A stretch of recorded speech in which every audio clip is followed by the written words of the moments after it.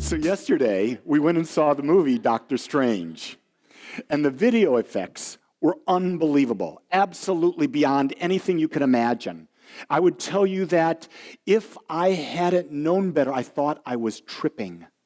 Because the illusions that were happening, the way things were twisted and turned, and how what you saw became something completely different was way beyond. It reminded me being back in Peru this summer when I was doing ayahuasca. And I said, whoa, I'm back doing it again. Because you start to see things like when they saw the man, where all of a sudden all these little hands start coming up and were grabbing him from all these things. It was like the grass beneath my feet was coming up and it was growing around my feet as I watched it. But what I realized is that how we become so stuck in this two-dimensional illusion. And so we only see things through how we're looking at them. We don't see beyond the illusion. We don't see the truth beyond the illusion. Here's the most amazing thing. We are more comfortable today in our lifestyle than we've ever been in the history of humankind. A middle-class person today has more comforts than a king or a queen, an emperor of 100 years ago. And yet we have as much pain within our minds as anything. And the reason is one simple thing. We go with the illusion that our joy comes from without. So when we look at it, we have a false belief. That false belief was clearly demonstrated in this movie because Dr. Strange was this highly intellectual doctor, the best neurosurgeon in the world. And he only took on the very best cases because he had a belief it was him with that scalpel and his genius was going to fix the person. But then when he was challenged and there was no medical cure for it, it was no longer the scalpel, the anointed one, or the infinite one, whatever the name was, basically led him to get the understanding that it had to come from within here. Because if you're coming from the outside, you're limited. You've got to come from the inside. It is in the infinite that there is no limitation. Here's the key thing. When you go within, you're able to develop a sense of well-being. Now, I want you to consider, what does the word well-being mean? It could be anything, couldn't it? It could be I have well-being in my relationships. It could be I have well-being in my health. It could I have well-being in my family. It could mean I have well-being as I think about my own self, as how do I come into the world? Who am I being? Am I coming from a place of well-being, or am I coming from a place of not being well? Most of the time when we're not coming from that connection with the infinite, that divine spark, the allness within us, we have that connection of not being well, and it shows up in a lack of money. It shows up in a physical illness. It shows up in relationships that are really difficult and shouldn't be as difficult as they are. It's because we're not coming from well-being. We're seeking well-being from without. It's only when we come from peace and joy and well-being that we can have an outer experience. You see, what we bring to the party is what we get from the party. It's what we bring to a relationship is what we get from a relationship. Most of the time, though, I want to be in a relationship. Fascinating. I was working with someone this week, and the person said, I mentioned to this individual a week ago, we were talking about what is my definition of love. And I basically said that my definition of love centers around acceptance. In most cases, you take the word love and you put in the word acceptance. So that when we're talking about self-love, it means I accept myself as I am, knowing that in every moment there's something within me that is seeking to become more, and I'm constantly on a forever expanding journey of awareness, but in every moment I'm accepting myself where I am, so I'm never looking to the future for the future of who I am, but for the now of who I am, and I embrace that. Well, when I asked this woman, she couldn't grasp that idea of acceptance. She says, for me, acceptance is sacrifice. I went, whoa, shit. Think about the life you've got if you're basing your whole world that I'm going to be with my partner and I'm going to sacrifice all the time. What are you saying to yourself? You're saying that you're not worthy. You're saying I'm not enough. I've got to be something other than who I want to be in a moment in order for me to have and be in love. That's a love based on what? It's a love based on that there's something outside of us that will judge us. Now that's the old anthropomorphic God. I had another experience this week. God, I've had a lot of great experiences this week. Where there's a woman at the gym, and I've known this woman for 8 or 9 years, and every week she tries to convince me that I have to take Jesus as my Lord and personal Savior. And she's not given up in 8 years. So this is a very powerful and persistent woman. And every week I tell her there is no reason to save. Because I am the embodiment of the living Christ right now. However, my name is not Jesus, my name is Lee. She can't grasp that. But what ended up happening is a friend of ours, a mutual friend at the gym, went into the hospital. He had had a hip replacement. And his hip replacement, it had complications. And the last thing I said is, if you're feeling pain, you need to go back. Well, it turned out she came and got me Monday and told me that he was back in the hospital, that not only did he have the hip replacement, now they had to go back in, Sunday emergency. They had to cut him from the front and the back to fix his back, and that he had a blood clot. The blood clot moved from his leg up into his lung, and he's in ICU. So I thought about that, and I said, I'll go see him today. So that afternoon, I went to the hospital, and I went into the ICU, and I walked in with his wife. And his wife was there, and she was talking about how the doctors had screwed up. And the doctors had done this, and the doctors had done that, and the doctors had done this. You see where I'm going with this? We're really talking some really serious bitching and moaning, okay? And so we get into the room, and she calls out his name, and he was sound asleep. And she calls out, I'm here, your wife's here, I'm here. And he looks up and he says, what the? And he looks at her, and he's about to say something, and he looks at me, and he says, oh, you're here. That was really interesting in and of itself. And I said, yes, I'm here. And he says, well, what are you here for, Lee? And I said, well, I heard you're in some difficult times. And I says, I'm here for one reason and one reason only. And he says, what's that? I said, I'm here to pray with you. And I said, but before I pray, I want to tell you that I pray differently than most. I says, I don't ask or beseech, I command into the law. I command into the law. And I don't understand that. And I told him about how we have a consciousness. And that consciousness creates our experience. And I says, and because that consciousness is not just ours, it's God's consciousness as well. We're a microcosm of the macrocosm. And I said, so when I speak into the word, into the law, I know that my consciousness, that is God's consciousness, will hear what I say and create from it, depending on how I believe. So I don't really care if you believe it, but I would suggest you believe I believe what I'm going to say. And then I did my prayer, and there was no beseeching or asking. I demanded the law, that the law was now healing. I demanded to see that the conditions no longer existed, that the conditions were now replaced with the truth. And the truth is that there's a living, breathing presence here that only knows perfect health, that only knows it, that goes beyond the illusion. And in my prayer, I said, while the doctors have done this work, it is now the spirit within that is now taking the cells of the body and healing the body. And that's what brings this prayer to its conclusion. So there was no doubt in my mind when I ended up. Now, the funny thing was, the next day, this individual comes and approaches me and says, what did you do? I said, I went and I prayed. He says, well, the wife, I called her, and she says, I've never seen her so happy. I said, well, that's because I told her if she bitched and moaned anymore, her husband wouldn't heal. So you got to focus on what you want. And it was real interesting because a few minutes later, this individual came back to me in the gym and said, so what do you believe about God? And I said, well, I believe that God, she said, do you believe in God? And I said, of course. But I believe in a God that is so big, so vast that there are no words. I can't call God a he. I can't call God a she. I call God it. Because it is beyond anything I can imagine. Then the question was, well, do you believe in Jesus? I said, I love Jesus. I love everything Jesus taught, and I believe he was a great way shower. And she says, but he's the pathway. I says, I know he showed us the path. But guess what? So am I.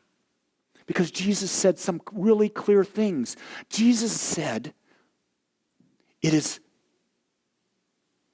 done unto you as you believe, and these works that I do, you can do and more. You see, Jesus never said he was the only one. Jesus said he was the child of God and that we were all children of God. And as we were all children of God, we all had the same ability, but we had to go within. He says, where do we go? We go within to the Father. The Father is the power within. It is not the Father without, it's the Father within. It's the connection that we have. That's where our healing power comes from. And so all of a sudden I saw the light go on in this individual, and she heard. She went beyond her belief and saw another way of seeing God. And so the only thing that stands between us and our ability to live in her peace is that we've allowed our thoughts and emotions to be influenced from the outside instead of from the inside. So here's what I'm going to say to you. Our job is to eliminate from our lives the things that we're doing that are making us believe it's from the outside. I will say this to you as well. It's time to get rid of the people in our lives that have a real close impact on us if they're influencing us too much. If we can't overcome the gravitational pull of people that's taking us to the outside world instead of the inside, we've got to sort of say, bless you, and I'm spending less time with you. Because self-love is about the realization that there is a power to presence within us, and that is the dedication of all that we are, and we're going to live to that, number one, because that's the greatest thing that we've got. When we don't do that, when we sacrifice ourselves for someone else, we're saying to the universe, I'm not worthy, I'm not enough, and the universe is going to hear it and give it right back to us. See, we've been led blindly by society saying that we've got to sacrifice for others. It is not sacrifice. I've been to the hospital 3 different times this week. I've been into a hospice ward. I'm going to be doing a memorial I'm preparing for. I'm doing all these things. It's not because I'm sacrificing. It's because it's my joy to do it. So I'm asking you, what are you doing from inside that's that inner joy that's desiring to be expressed? And when you're there, are you surrounding yourself with people that support you as you bring that inner joy?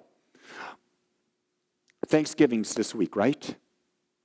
Some of us will be with families that are going to give us a lot of contrast. And we go into our families and we're going to have the contrast. That's okay. But when you come out of there, realize that's the illusion. Let me come back to the truth. And I'll give you something in a few moments that's going to help you do that. Because I think if this stuff isn't practical, it's not worth doing.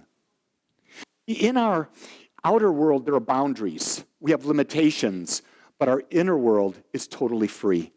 Your ability to imagine is beyond anything that's out there. It's bigger than any computer could possibly be. We've confined our imagination because society is focused on us into seeing and thinking things in a certain way. We have bought into the idea that there's only Republicans and Democrats in this country. And when we can break the illusion that there's only Republican Democrats, but there's something greater in this country that's desiring to be expressing itself, that is for the good of all of America, for all of humanity, when we can embody that, then we will attract into this country a type of leadership that will allow us to take a greater role than we've ever taken before to the healing of the people of the world and the healing of the planet. I invite you today more than ever to pray for the leaders of the United States of America, that the divine wisdom that is in them now moves from their head to their heart and guides and directs them as they bring forth policies and procedures that will lift this country to a place of leadership, of one of love. You see, the power of prayer is greater than anything that the media's got. So if we can step out of the illusion, go into the truth that we are the power, and begin this prayer now, we will change the world, and we will not be elected into office, but rather we will have claimed our divine power and become that power and create it in our lives and in the lives of the world.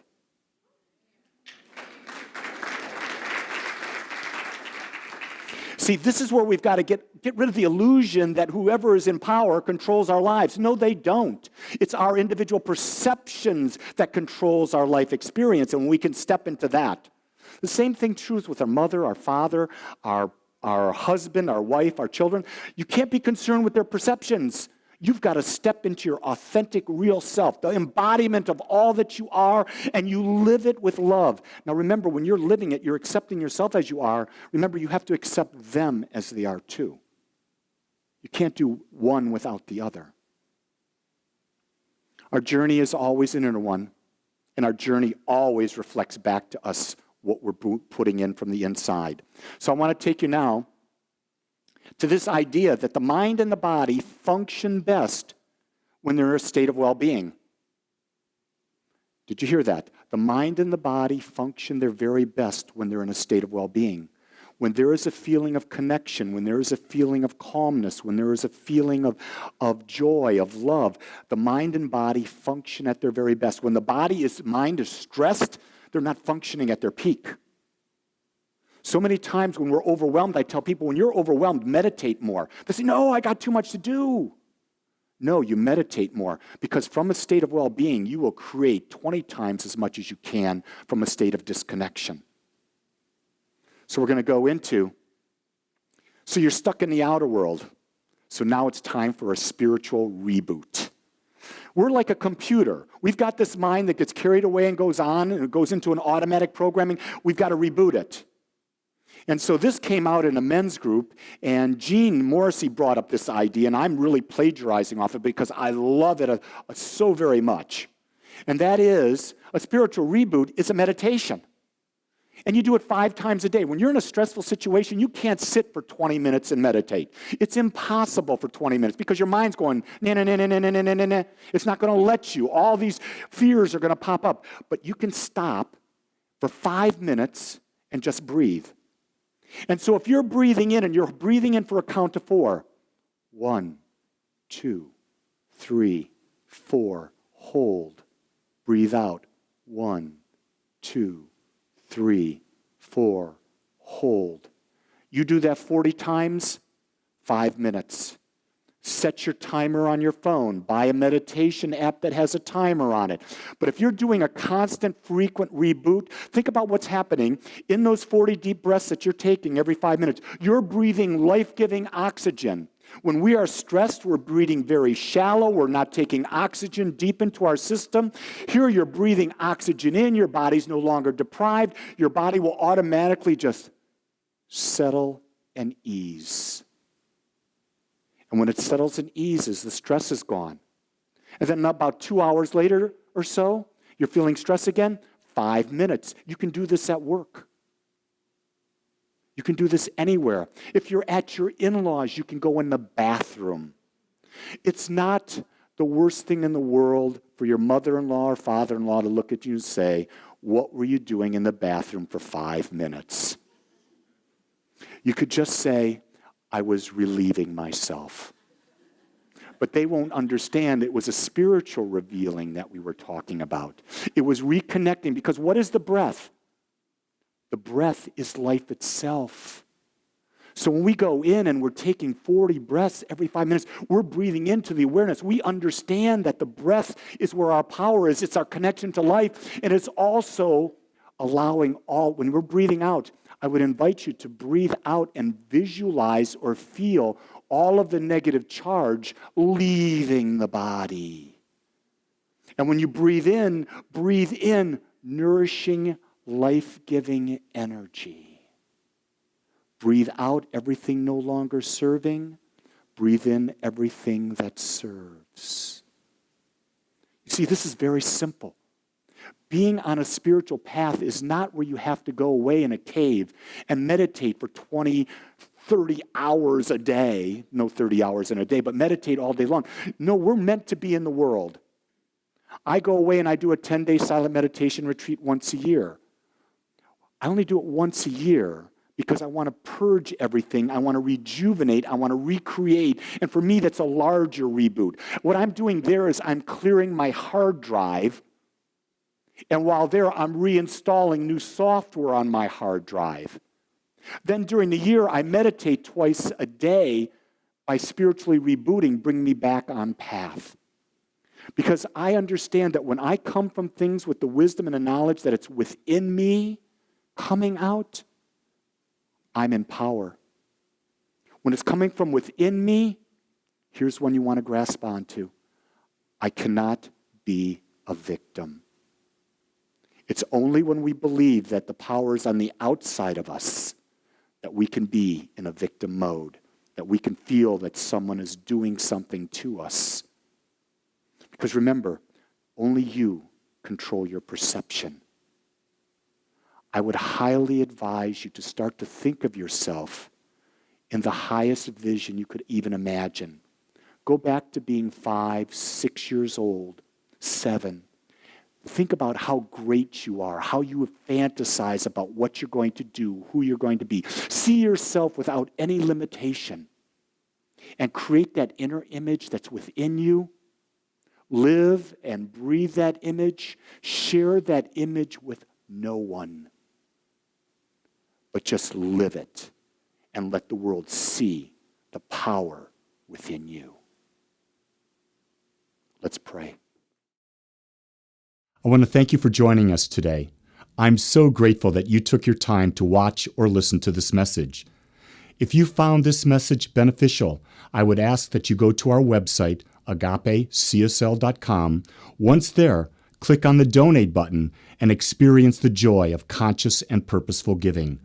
Or if you would like, text your gift by simply dialing 972-532-6976. It is through your gifts that we are able to bring this message to you in the world. I would ask that if you like this message, to please subscribe to my YouTube channel under my name, Lee Wolak. Again, I want to thank you for joining me in the Agape community as we learn how to better self-love through conscious living.